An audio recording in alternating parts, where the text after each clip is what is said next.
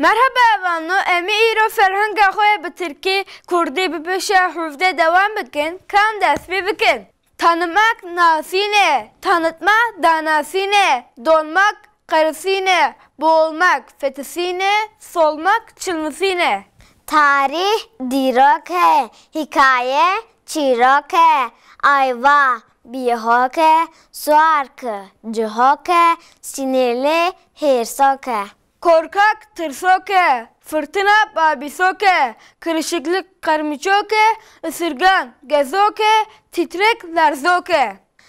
Alıngan haydoke, aldatıcı hapinoke, virgül behnoke, fıkra pekenoke, çatlak dinoke.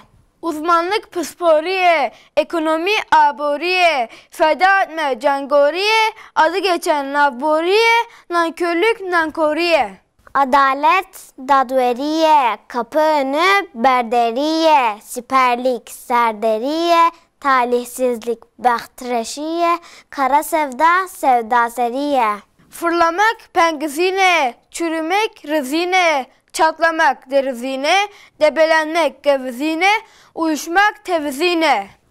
Tasarruf sahberiye, faydasızlık pekeriye, cömertlik cameriye, gözetim çavderiye, hayırsızlık beheriye, anonim geleriye.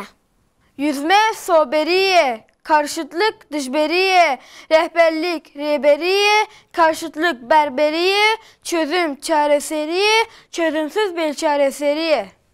Eri hevalno peyvimle ana halıvır halas bun, hatta video 2'den emaneti khoda bin.